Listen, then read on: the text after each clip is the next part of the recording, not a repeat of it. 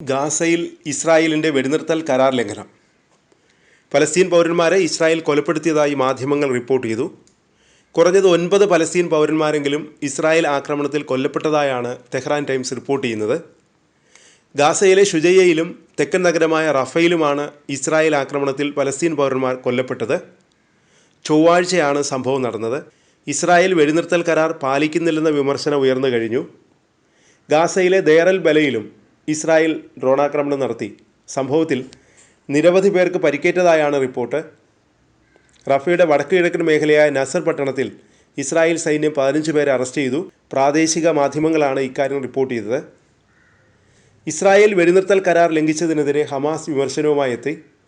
Gaza മുനമ്പിലുടനീളം സിവിലിയന്മാരെ കൊന്നൊടുക്കിക്കൊണ്ട് അധിനിവേശ ഭരണകൂടം Gaza വെടിനിർത്തൽ കരാർ പരസ്യമായി ലംഘിച്ചുവെന്ന് ഹമാസ് വക്താവ് ഖാസിം പറഞ്ഞു. ഹമാസ് സംബന്ധിച്ച വ്യവസ്ഥകൾ നടപ്പിലാക്കുന്നത് സൂക്ഷ്മമായി നിരീക്ഷിക്കുന്നുണ്ടെന്ന് ഖാസിം പറഞ്ഞു.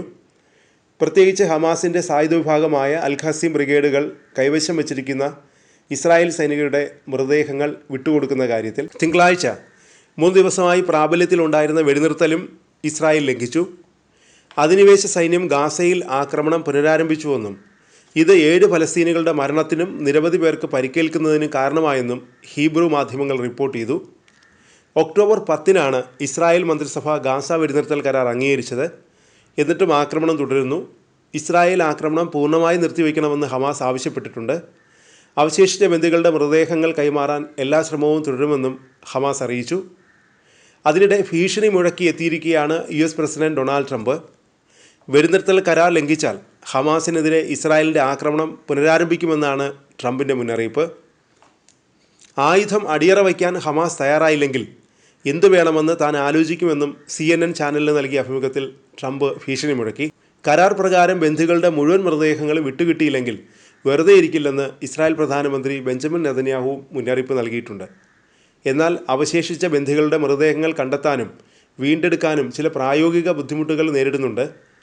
വൈകാതെ കരാർ വ്യവസ്ഥ പൂർത്തീകരിക്കുമെന്നും ഹമാസ് സായുധ വിഭാഗമായ അൽ ഖാസം ബ്രിഗേഡ് അറിയിച്ചു. കഴിഞ്ഞ ദിവസം 2 ബന്ദികളുടെ മൃതദേഹങ്ങൾ കൂടി ഹമാസ് ഇസ്രായേലിന് കൈമാറി. ഇതോടെ കൈമാറിയ മൃതദേഹങ്ങളുടെ എണ്ണം 9 കഴിഞ്ഞ ദിവസം ഹമാസ് കൈമാറിയ മൃതദേഹങ്ങളിലൊന്ന് ബന്ദികളുടേതല്ലെന്ന് ഇസ്രായേൽ സൈന്യം പറഞ്ഞു. അതിനിടെയാണ് വെടിനിർത്തൽ കരാർ ലംഘിച്ച് പലസ്തീനികൾക്ക് നേരെ ഇസ്രായേൽ സേന കഴിഞ്ഞ ദിവസവും ആക്രമണം നടത്തിയത്. ഗാസയിലേക്കുള്ള സഹായ വസ്തുക്കളുടെ വിതരണത്തിനും ഇസ്രായേൽ നിയന്ത്രണം തുടരുന്നുണ്ട്.